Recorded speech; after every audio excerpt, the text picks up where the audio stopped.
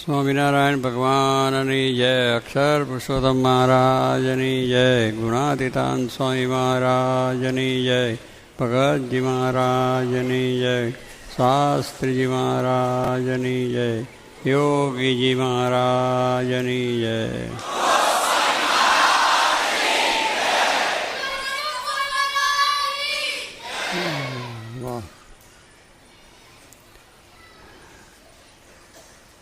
આજે અહીંયા છાત્રાલયમાં અભ્યાસ કરેલા વિદ્યાર્થીઓએ જે પ્રોગ્રામ આપ્યો એ બહુ સુંદર રીતે એમને રજૂઆત કરી છે. અને શાસ્ત્રીજી મહારાજના જીવનમાંથી, યોગીજી મહારાજના જીવનમાંથી જે પ્રેરણાઓ એમને પ્રાપ્ત કરી છે એ માટે ખૂબ ધન્યવાદ છે. કારણ કે વિદ્યાર્થી જીવન એમાં આ બધી સત્સંગની, નિયમ ધર્મની વ્રતો કરવા, જે હમણાં કહ્યો ને કે ઉપવાસ કરવાના, નિયમ કરવાના, આવા બધા એ થવું બહુ કઠિન છે વિદ્યાર્થીઓનું. ખાવું પીવાનું શોખ જ હોય. પણ યોગીજી મહારાજનો જે સંકલ્પ, હમણાં જેમ સાહેબે કહ્યું કે યોગી મહારાજ કે આ બ્રહ્મવિદ્યાની કોલેજ છે, બીજી બધી કોલેજો તો છે જ, જેમાંથી આપણે આ લોકનું જ્ઞાન પ્રાપ્ત કરીએ છીએ અને કરવાનું છે.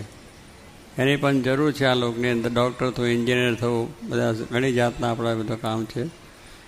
પણ બ્રહ્મવિદ્યાની કોલેજ એ યોગીજી મહારાજે વાત કરી એ બહુ અદ્ભુત વાત કરી છે. કારણ કે આ જીવનની અંદર આપણે શું સારા સંસ્કારી જીવન આપણું થવું એ પણ અગત્યની વસ્તુ છે. એટલે એમને એટલા માટે આ વાત કરેલી. અને વિદ્યાર્થીઓને કાયમ આ રીતે જ પોતે ટ્રેન કરતા. એમની પાસે જ્યારે બે વેકેશનની અંદર આ વિદ્યાર્થીઓ કોલેજના આવે, વેકેશનની અંદર એમનો સમાગમ, દર્શન, સેવાનો લાભ લેવા માટે, તો કાયમ એમને બેસીને આ વાત કરતા કે આપણે આ પ્રમાણે નિયમ ધર્મ બરાબર રાખવા, બહારનું ખાવું પીવું નહીં, ચોરી કરવી નહીં, જૂઠું કરવું નહીં, અને મહારાજનો આશરો દર રાખીને મહારાજની ભક્તિ કરવી, અને આપણા મા બાપને પણ રાજી કરવા, અને સારામાં સારો અભ્યાસ કરવો અને ફર્સ્ટ ક્લાસ આવવું. અને બહુ કહેતા કે આપણે આ સત્સંગ પણ એટલો દૃઢ રાખવો અને સાથે સાથે અભ્યાસ પણ એટલો દૃઢ કરવો કે જેમ આપણે ફર્સ્ટ ક્લાસ આવવાનું. કેટલાક મા બાપને ને કેટલાક માણસોને એમ થાય કે આ સાધુ સાથે ફરે તો છોકરાને શું પ્રાપ્ત થાય, અને પછી છોકરો અભ્યાસમાં આગળ કંઈ વધી ન શકે એવી માન્યતાઓ હોય છે. પણ જોગી બાબાની માન્યતા એ નથી. એમને આ રીતનું એ વિદ્યાર્થી કેમ આગળ વધે અને પોતાનું જીવન કેટલું સારું છે જેમાંથી બીજાને પ્રેરણા મળે, એવી રીતનું જીવન જીવીને આ ભગવાનને, સંતની સેવા કરે, એવું એમને આ જીવનમાં હતું. અને એટલા માટે જ આમ રાત દિવસ એનો ખટકો રાખે. કારણ કે યુવાનીની અંદર થોડો સંયમ નિયમનો પાઠ પણ જરૂર. તો જે કોઈ એમને પાસે રહેતા તો એમને દરરોજ ઉપવાસ પણ આપવા હતા કે આજે તમે ઉપવાસ કરીને આવજો. બીજો આવે તો એને પણ કહી દે. એટલે કહેવાનું શું છે કે એમને ઉપવાસ આપીને એને કંઈ નિર્માલ્ય નથી બનાવવો, પણ એ એક આપણા સંયમ નિયમના પાઠ છે. એ પણ આપણે આધ્યાત્મિક રીતે એમાંથી બળ મળે છે. જેટલું આપણું સંયમી જીવન છે, નિયમ પ્રમાણનું જીવન છે, એ આપણને બહુ સારી રીતે મદદરૂપ છે. કારણ કે જે નિયમો છે, નિયમોનું પાલન એ જો હોય કે ભગવાન શ્રીજી મહારાજે આજ્ઞા કરી છે, અને મોટા સંતો, ગુણાત સ્વામી, એમના નિયમો છે કે ભાઈ આપણે બરાબર રીતે આંખનો પણ નિયમ કયો કે જોવું નહીં, જે ખરાબ છે, ખોટું છે એ જોવું નહીં. કારણ કે એમાંથી પણ વિકાર ઉત્પન્ન થાય છે. ખરાબ સાંભળવું પણ નહીં. કાનની પણ ઇન્દ્રિય છે, એને પણ દોષ થાય છે કે આ ખરાબ સાંભળવાથી એને દોષ લાગે છે, જોવાથી ખરાબ દોષ લાગે છે, એટલે પાપ થાય છે. વાણી છે એને પણ આપણે કહ્યું કે શુદ્ધ રાખજો. કોઈને ખરાબ લાગે, કોઈને ખોટું લાગે, કોઈને દુઃખ થાય એવું ના બોલવું. મા બાપને પણ સારી રીતે રાજી થાય, એમની પ્રસન્નતા થાય એવી રીતે એમની સાથે પણ બોલવું ચાલુ. એ બોલે કરે તો પણ આપણે એને માટે પગે લાગવું. એટલે કહેવાનું શું કે આવા બધા નિયમો છે આપણા સારા માટે છે. તો એ પણ છે, કારણ છોકરાઓ બોલી નાખે. આજ તો ઘણેક બોલે એટલે કંઈ વિચિત્ર જ બોલી નાખે.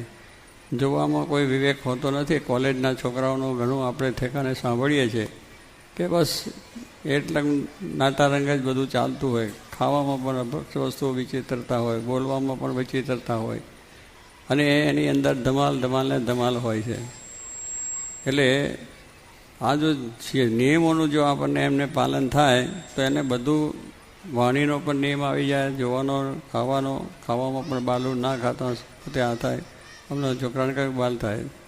તો એ રીતે સ્વામીની જે ઈચ્છા હતી કે આવા છોકરાઓ સારા સંસ્કારી બને અને પોતાના મા બાપની પણ સેવા કરે, સમાજ સેવા કરે, રાષ્ટ્ર સેવા પણ કરે અને ભગવાનને રાજી કરીને પ્રસન્નતા મેળવે. એટલે ભગવાનને પણ રાજી કરે અને સત્સંગનો યોગ કાયમ રાખે. કે જો સત્સંગનો યોગ કાયમ ન હોય તો આપણને પાછું આ બધું જગત વર્ગી જાય, જગત આપણામાં પેસી જાય અને આપણે ખોટે રસ્તે જતા રહીએ. એટલે એ પણ એક જાણપણું એમને આપ્યું છે કે સત્સંગ છે એ પણ બરાબર. સવારે ઉઠીને પાઠ, પૂજા, બીજું ત્રીજું કરવું. એટલે આ નિયમ છે એ આજે પાળવો કઠણ છે છોકરાઓને કે ભાઈ સવારે ઉઠીને આ શું કરવું. બે હમણાં આપણે એના પ્રોગ્રામમાં જોયા, છોકરા બે ઉતાર રહ્યા, જાગે જ નહીં. ઘડિયાળમાં જોઈએ તો હજુ તો બહુ ટાઈમ છે, હજુ તો સૂર્ય ઉદય થયો જ નથી. એટલે કહેવાનું શું છે કે આવા બધા ટાઈમ, બે ટાઈમ બીજી રીતે જીવન જીવતા હોય. હવે કે અભ્યાસમાં શું કરી શકે, પછી નાપાસ થાય અને પછી હતાશા આવી જાય. હતાશા આવી જાય એટલે ન કરવાનું કામ કરવા માંડવી પડે. એટલે નિયમ નથી. માણસને જો નિયમ બરાબર હોય તો નિયમ પ્રમાણે કામ બરાબર થાય અને તો એનો મહિમા વધે. માણસ નિયમિત જો હોય પોતાનું કાર્યક્રમની અંદર પણ અને અભ્યાસક્રમની પણ નિયમ હોય, ભજન ભક્તિ કરવામાં પણ આપણો નિયમ બરાબર હોય તો એમાં આગળ વૃદ્ધિ આપણે પામી શકીએ. પણ નિયમ ના હોય, આવું ઉઠીએ મોડા તો શું થાય. પણ ભગવાન ભજવા છે તો સવારે 4 વાગે કે 5 વાગે જે ટાઈમ છે ટાઈમે ઉઠી જાય. એટલે કાર્યક્રમ જ તો ટાઈમ ટેબલ જેમ આપણે છે વિદ્યાર્થીમાં, સ્કૂલોની અંદર, કોલેજોમાં કે આ પછી આવશે. અત્યારે આપણે અહીં પ્રોગ્રામ કર્યો હોય એમાં પણ ટાઈમ લખ્યો, આ ટાઈમે આટલું, આ ટાઈમે આટલું, તો એ કાર્યક્રમ પૂરો થાય એ પ્રમાણે. અને જો કાર્યક્રમ ના હોય તો કાં ઓછું થાય ને કાં વધુ જતું રહે, કલાક વધારે. એટલે એ નિયમ પ્રમાણે ના થાય તો એની અંદર આપણું બધું ગડબડ થઈ જાય છે. પણ નિયમ પ્રમાણે જો હોય તો એની મહત્તા છે, એની વિશેષતા છે. અને સૂર્ય ઉદય થાય છે, આપણે જે સૂર્યની વાત કરીએ એ સૂર્ય બહુ નિયમ પ્રમાણે ચાલે છે. આખું એનું જીવન છે નિયમ પ્રમાણે છે. ભગવાનની આજ્ઞાને આદેશ મુજબ એને ભગવાનનો આદેશ થયો છે કે તારે દરરોજ આ ટાઈમે ઉઠવું. એનો દરરોજ ટાઈમ હોય છે. એ સવારે એને 6 વાગે ઉઠવાનું. જે તિથિએ જે દિવસ કહ્યું તો 6 વાગે બરાબર ઉદય થઈ જાય. એમાં ટાઈમ ટેબલ નહીં થાય. ઘડિયાળના ટાઈમ કે એના પ્રમાણે ચાલે પાછું. જો ઘડિયાળ પણ એ પ્રમાણે મૂક્યું હોય તો શું કે બીજે દિવસે 6:01 તો 6:01 જ ઉદય થાય. એ તમે જોજો, બધું ક્રમ પ્રમાણે છે. કારણ કે એનું ટાઈમ ટેબલ નક્કી જ થઈ ગયું છે. તો એ પ્રમાણે ચાલે છે. તો એની મહત્તા છે કે સૂર્યને નમસ્કાર કરીએ છીએ. એની મહત્તા છે કે એને આપણા કેટલો બધો ઉપકાર કરે છે, કે પ્રકાશ આપે છે, કે જેની જરૂર આપણે ખૂબ છે. એ દરરોજ આપણો પ્રકાશ ના હોય તો આપણું કામ થઈ ન ગયું. તો એ પ્રમાણે ઉર્જાની રીતે પણ એની સેવા છે કે પ્રકાશ જ આપે છે. આ પ્રકાશ આપે છે એનો પાછું એ કંઈ બદલો લેતો નથી. એનું બિલ આપણી પાસે આવતું નથી. એ ફ્રી ઓફ ચાર્જ જ ચાલે છે. જો એનું બિલ આવે તો આપણે બધા કેટલા એ થઈ જઈએ. એક ઇલેક્ટ્રિકનું બિલ થોડું આવે એમાં ગભરાઈ જાય છે, બહુ બિલ આવી ગયું. પણ બહુ બિલ આવ્યું, તમે ખોટી રીતે વાપરો છો તો વધારે આવે કે ના આવે. જેટલું ખોટું કરીએ, જેટલું ખરાબ કરીએ એટલું આપણા ઉપર ભારણ થાય છે. તો માણસ સમજતો. પણ જો આ એ નિયમ પ્રમાણે એનું ઉર્જા આપે છે, નિયમ પ્રમાણે ઉગે છે, નિયમ પ્રમાણે કાર્ય કરે છે, તો એને આપણે નમસ્કાર કરીએ છીએ, એને વાત કરીએ છીએ. તો એનું જીવન એવું છે. તો એવું જીવન આપણે બનાવવું છે. જોગી મહારાજની એ ઈચ્છા છે કે આપણા વિદ્યાર્થી, આપણા સત્સંગીઓ, આપણા જે ભક્તો બધા એવા થવા જોઈએ. એવું એમનું જીવન હોય કે એમાંથી બીજાને પ્રેરણા મળે. બીજાને થાય કે ના ભાઈ આના જીવનથી જો આને આટલો લાભ થયો છે, આપણે જીવે તો આપણને કેટલો બધો લાભ થાય. અભ્યાસમાં લાભ થાય, વેપારમાં લાભ થાય, નોકરીમાં લાભ થાય, દરેક કાર્યોની અંદર થાય. ભક્તિ કરવામાં પણ આપણને લાભ થાય. અને એ પ્રમાણે મહારાજે કહ્યું કે પહેલાં ઉઠીને શું કરવાનું? રેડિયો ઓન નહીં કરવાનો, ટીવી નહીં કરવાની. આ તો ઉઠીને તરત પેલા સમાચાર શું છે જુએ. હજુ પધારીને ઉઠ્યા પહેલાં એને ઓન કરે. પેલા ભગવાને તને ઉઠાડ્યા ઊંઘમાંથી, નકર ક્યાં ઉઠાતું આપણે કહ્યું ઊંઘમાં જવાતું નથી ને ઊંઘમાંથી જગાતું નથી, એ ભગવાન જગાડે છે. આપણને ખબર નથી કે આપણે જાગીએ છીએ ને ઉઠીએ છીએ, પણ કેટલાય ઊંઘમાંથી જતા રહ્યા. હા, રાતે ઊંઘમાં જ હાર્ટ ફેલ થઈ ગયું. જો આપણે જાગવું તો થાય ખરું. એટલે આપણે કહીએ છીએ કે હું ઊંઘું જાગું છું, નથી જગાડું. એ ભગવાનનું જ કાયદો. ભગવાન જગાડે થઈ જાય એટલે ભગવાનનો ઉપકાર માનવો છે કે ભાઈ હું આખી રાત રીતે રહ્યો અને મને આપે આ સાજો સમય જગાડ્યો છે, એ આપણો મોટો ઉપકાર છે. તો પહેલું જો આપણે ઉઠીને કોઈ પણ કાર્ય કરવાનું તો ભગવાનને એમને યાદ કરવાના. જે ભગવાનને માનતા હોય, એવું નથી કે અમુક તમે યાદ કરો. તમને જેમાં શ્રદ્ધા હોય, જેમાં વિશ્વાસ હોય, એને ઉઠીને પહેલાં સંભાળો કે તમે અમારા પર બહુ જ મોટો ઉપકાર કર્યો કે જેથી કરીને હું જાગ્યા અને આ સારું કાર્ય. હવે એટલી પ્રાર્થના ભગવાનને કરીને પછી નાહવા ધોવાનું. પછી આપણે શું કે નાહવા ધોવાની વાત છે. એટલે નહીં ધોઈ એટલે પહેલું શું છે, જાજરું જવું એ કરવું, બધું નાહી ધોય એ પણ ટાઈમ પ્રમાણે. પછી એમાં કલાક નહીં કરવાનો. કેટલાક તો ઘસ કર્યા જ કરે, પણ ભાઈ એ ઉજરું નથી થવાનું, જે છે એને એવું છે. પણ આવો ટાઈમ એટલે શું, બધાનો ટાઈમ, નાહવાનો ટાઈમ જેટલો 5-10 જોઈએ એટલો જ જોવાનો જ. પછી નહીં, પછી બાથરૂમ હું કપડાં પહેરવાનું, જે પહેરવાના હોય એ. પછી કપડાં પહેરવામાં પાછા ટાઈમ લે. એમાં આમ નહીં ને આમ નહીં તેમ નહીં કરતાં પછી એટલે વેસ્ટ ટાઈમ કેટલો આપણો જતો રહે. પણ જો ટાઈમસર તમે કરો તો બધો ક્રમ બરાબર થઈ જાય. હવે એટલે મોડું થયું, પહેલાંમાં થયું, પહેલાં પછી બહાર ઉઠીને પાછું છાપું આવીને છાપું લઈને બેઠા, અને વળી પાછું બીજું કંઈક આમ તેમ થયું અને ટાઈમ જતો રહે. પછી મોડું થાય, ઓફિસમાં જવાનું હોય, એ નિશાળે જવાનું હોય, પછી કેવું થાય, મોડું થયું એટલે એક તો વાંચવાનું રહી જાય, બીજી રીતનું આપણું સારું કાર્ય રહી જાય. એટલે આવી રીતનો આપણો ટાઈમ જાય છે. તો એટલા માટે આપણા શાસ્ત્રોની અંદર પણ નિયમિત વાત કરી છે કે માણસે નિયમિત થવું જોઈએ. તો એ માણસ જો નિયમિત છે તો બધું દુનિયાનો ક્રમ બધો નિયમિત થશે. આપણે નિયમિત છે તો બધું નિયમિત ચાલે, પણ આપણે નિયમિત ના હોય તો બધું તંત્ર ઘરનું બગડે, સમાજનું બગડે, દેશનું બગડે, બધું જ બગડે છે. એટલે એટલા માટે આપણા શાસ્ત્રોએ બહુ નિયમ આપ્યા છે, અને એ પ્રમાણે જો જીવન જીવે તો માણસ સર્વ પ્રકારે સુખી થાય. એમાં કોઈ જાતની ખામી આવતી નથી, પણ એ માર્ગે ચાલવું બહુ કઠણ પડે છે. એટલે આજે કેળવણીની અંદર છોકરાઓ જે વાત કરી એટલે આપણે છોકરીમાની ઈચ્છા પ્રમાણે થાય છે તો વાંધો નથી, પણ એમાં જો એ આગળ પાછું સેટ થાય તો જીવન એમનું બગડે, મા બાપના પૈસા બગડે, અને પછી એ દુઃખી જીવનમાં રહે. પછી શું નોકરી ધંધો મળો એવું કઠણ ના પડે, જે ડિગ્રી મળે નહીં તો શું થાય. એટલે પોતાનું લાઈફ બનાવવું કેવી રીતે એ પોતાને જ જોવાનું છે કે મારે મારું લાઈફ કેવું બનાવવું છે, મારું જીવન કેવું બનાવવું છે. એ શાસ્ત્રોના વચન પ્રમાણે, મોટા પુરુષના વચન પ્રમાણે જો આપણે ચાલીએ તો જ થાય. પણ જે હવે ગરબડિયા હોય, દારૂડિયા હોય એની જોડે બેસે તો આપણું જીવન કંઈ સારું ના થાય. ખરાબ માણસોથી થતું નથી, સારા માણસોથી પ્રેરણા મળે છે, અને સારા માણસો થકી આપણને આગળ વધાય છે. તો એ સારામાં સારા માણસ તો ભગવાન છે, એમના સંત છે, શાસ્ત્રો આપ્યા છે, એમને નિયમો આપ્યા છે, એ આપણે માટે સારામાં સારું. તો એને મહત્ત્વ આપીને જો આપણે આપણું જીવન જે કંઈ આપણું આ સંસારી જીવન છે એમાં જેટલું આપણે આગળ વધવું છે તો વધશે, અને સારા સદ્ગુણો આપણી અંદર આવશે કે જે સદ્ગુણોથી બીજાને પણ આપણા પ્રત્યે પ્રેમ થશે, આપણે બીજા ઉપર પ્રેમ થશે, અને એકબીજાને શાંતિ થશે, પ્રાપ્ત થશે. તો એ માટે જોગી મહારાજે બહુ ખટકો રાખીને આવા બધા વિદ્યાર્થીઓને તૈયાર કરેલા હતા. એ પણ સાધુ પણ થઈ ગયા છે, અને અત્યારે બધા સંતો, મહંત સ્વામી, ડૉક્ટર સ્વામી છે, મહંત સ્વામી, વિવેક સાગર સ્વામી છે, ઈશ્વર સ્વામી છે, કોઠારી સ્વામી છે, ત્યાગવલ્લભ સ્વામી, બધા સંતો થઈ જાય. તો શું આજે કેટલું સરસ કામ કરે છે. કારણ કે એ જોગીમાની આજ્ઞા પ્રમાણે વર્ત્યા તો સારામાં સારો અભ્યાસ પણ કર્યો, અને સાથે સાથે ડિગ્રીઓ મેળવી, અને આજે સારે સત્સંગનું પણ કામ કરે છે. એનું કારણ છે કે એમને મોટા પુરુષની આજ્ઞામાં શ્રદ્ધા અને વિશ્વાસ હતો કે એ જે કહે છે બરાબર છે, અને એ પ્રમાણે આપણે જો કામ કરીએ તો થાય. શ્રદ્ધા હોય તો કામ થાય કે હું સ્કૂલમાં જઈશ અને મારી ડિગ્રી પ્રાપ્ત કરીશ એ થશે જ. હું ભણતો કોલેજમાં પછી પ્રોફેસર થઈને ડૉક્ટર થઈશ કે એન્જિનિયર થઈશ. એમાં શ્રદ્ધા પહેલી હોવી જોઈએ, અને એ કરવાથી મને ફાયદો છે. પણ એ શ્રદ્ધા ના હોય તો ના ભણે, કાંઈ નહીં, આમાં શું ભણીને ક્યાં થવાનું, અને એ પ્રમાણે થઈ જાય. કેટલાક કે ભણતા બી મરતા બી, અને ના ભણતા પણ મરે છે, ભણે છે મરી જાય છે, નથી એવો વાત કરે એનાથી ભણતર થાય ખરું? મરવાનું તો છે, હકીકત છે, પણ મરવાનું એવું છે કે આપણામાંથી પ્રેરણા મળે એવું મૃત્યુ. મૃત્યુ એટલે આપણું સારું મૃત્યુ જેને કહેવાય. મૃત્યુ પણ એવું સારું થવું છે, પણ જો ખોટું કર્યું હોય એમાંથી પ્રેરણા બીજાને શું મળે કે મરી ગયો, ભલે ગયો, એક લાશ ગઈ, દુનિયામાંથી એક ખરાબ માણસ ગયો, એવું આપણને એના પ્રત્યે પ્રેમ નથી થતો, પણ સારો જાય તો દુઃખ થાય છે. તો એવું કે આપણે જીવીએ કે જેનાથી આપણને શાંતિ થાય, સમાજને દિદ્યા થાય, અને બધી રીતે આવું થાય છે. તો આપણે આ પ્રમાણે આપણા જીવનને સારું સારું બનાવીએ.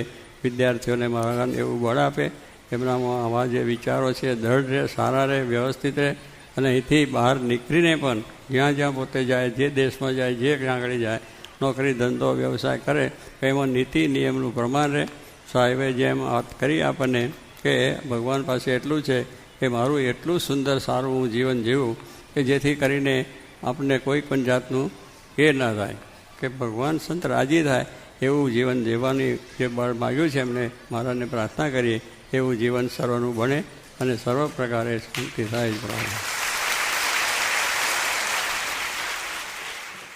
સ્વામિનારાયણ સ્વામીએ વાત કરી છે, એકલું જ્ઞાન કહેવું ને સાંભળવું તે કાંઈ કઠણ નથી. માટે બે ઘડી વૃત્તિ પાછી વાળીને ભગવાનને સંભાળવા ને ધ્યાન ન થાય તો ભજન કરવું. પણ રસોઈ કરીને જમવું નહીં તે શા કામનું?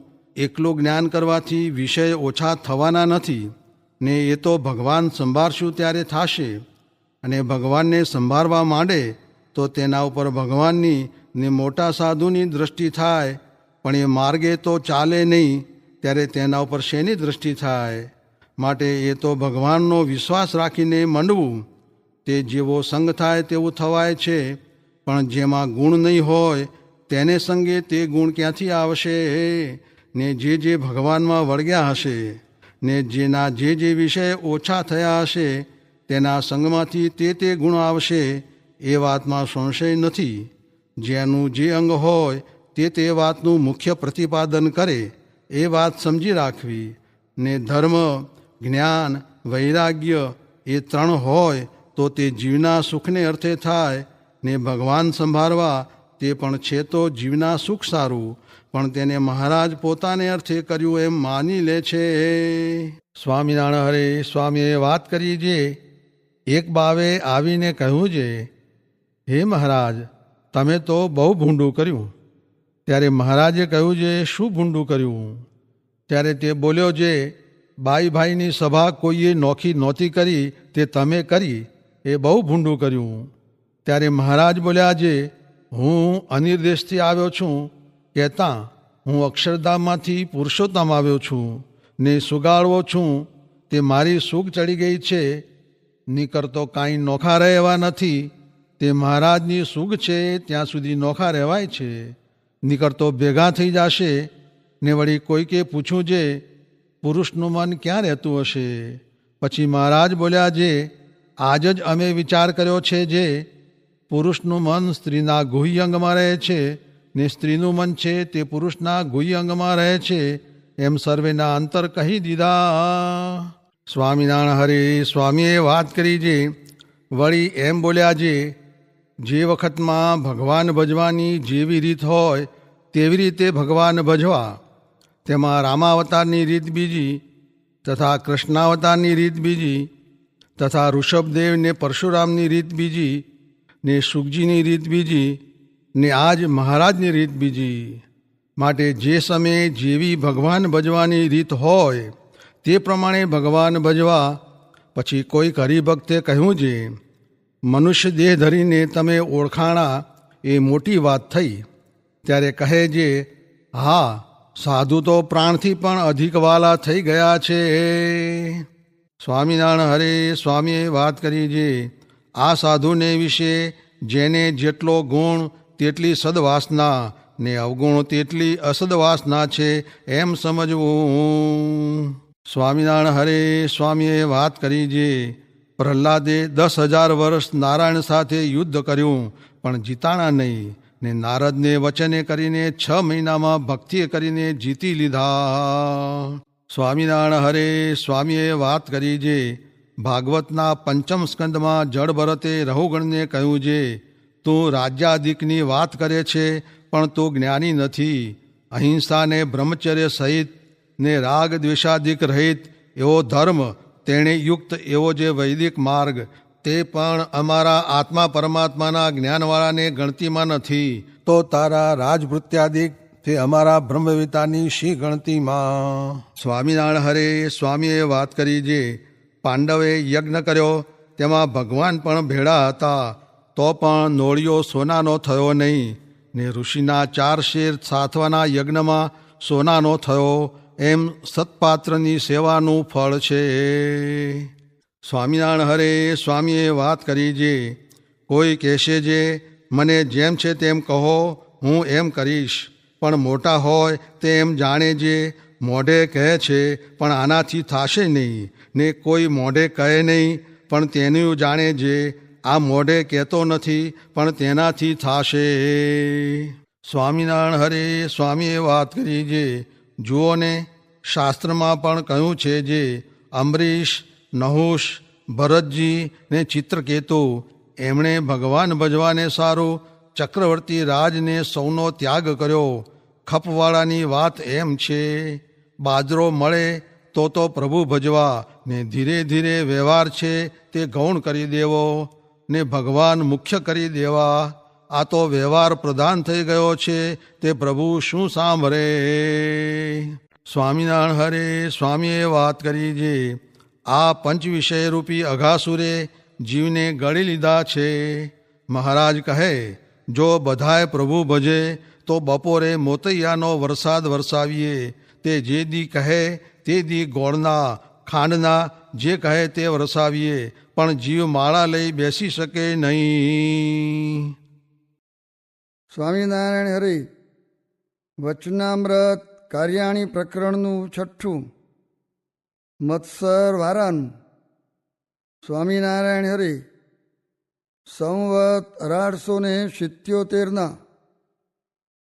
આસોવદી અમાસ જે દિવાળી, તેને દિવસ ગામ શ્રી કાર્યાણી મધ્યે વસતા કાચરના દરબારમાં ઉત્તરાદે દ્વાર ઓરડાની આગળ દીપમાળા પૂરી હતી, અને તે દીપમાળા મધ્યે મંચ બાંધ્યો હતો, અને તે મંચ ઉપર છપર પલંગ બિછાવ્યો હતો, અને તે ઉપર સ્વામી શ્રી સહજાનંદજી મહારાજ વિરાજમાન હતા, અને સોનેરી બુટ્ટાદાર રાતા કિનકાબનો સુરવાર પહેર્યો હતો, અને નરનારાયણ સ્વામિનારાયણ નામે અંકિત એવા કારા કિનકાબની ડગલી પહેરી હતી, અને માથા ઉપર સોનેરી તારના ફરતા છેડાની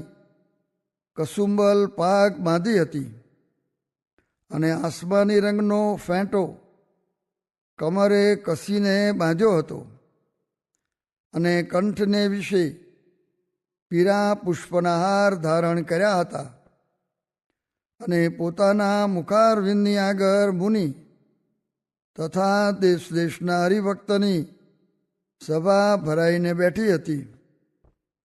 પછી દીવ બંદરના હરિભક્ત આવ્યા હતા, તેણે શ્રીજી મહારાજની પૂજા કર્યાને અર્થે પ્રાર્થના કરી. પછી શ્રીજી મહારાજે તે સિંહાસન ઉપરથી ઉતરીને અને તે ભક્તજન સામા જઈને તેની પૂજા અંગીકાર કરી. પછી તેના આપેલા વસ્ત્ર તથા પીરું છત્ર તથા પાદુકા તેનું ગ્રહણ કરીને પાછા તે સિંહાસન ઉપર વિરાજમાન થતા હતા.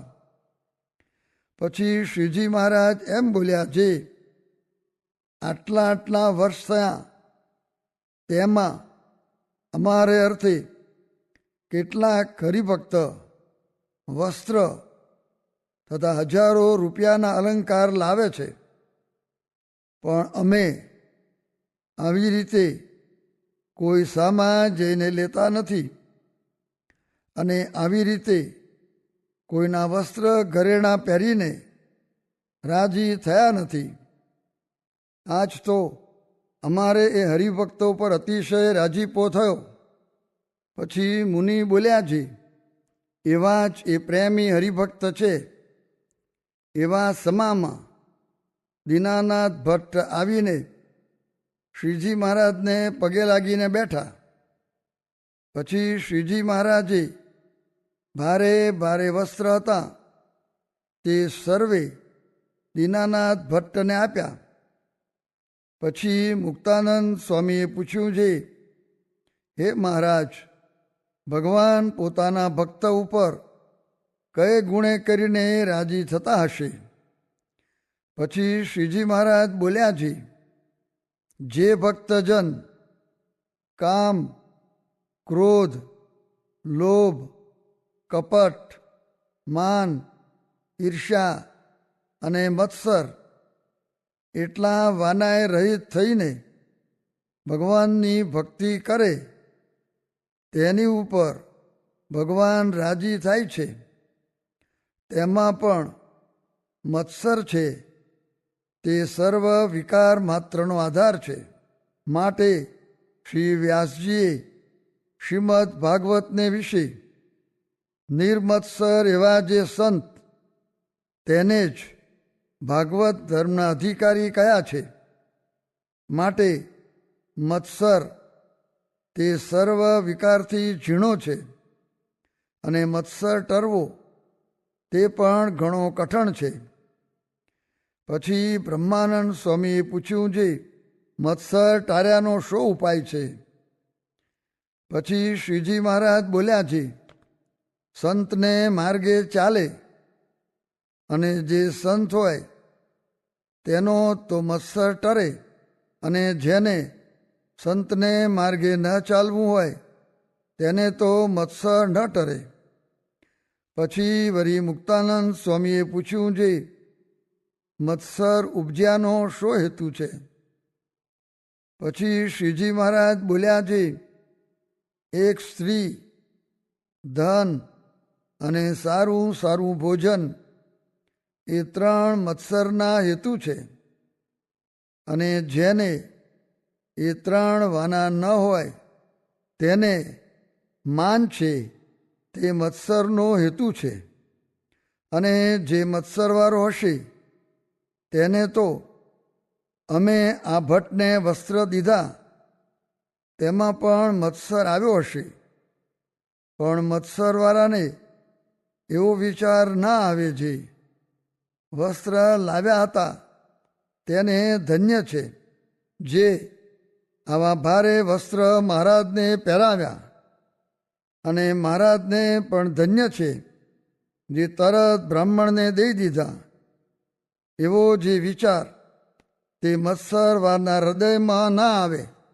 અને કોઈક લે અને કોઈક દે તો પણ મત્સરવાળો હોય તે ઠાલો ઠાલો વચમાં બરી મરે.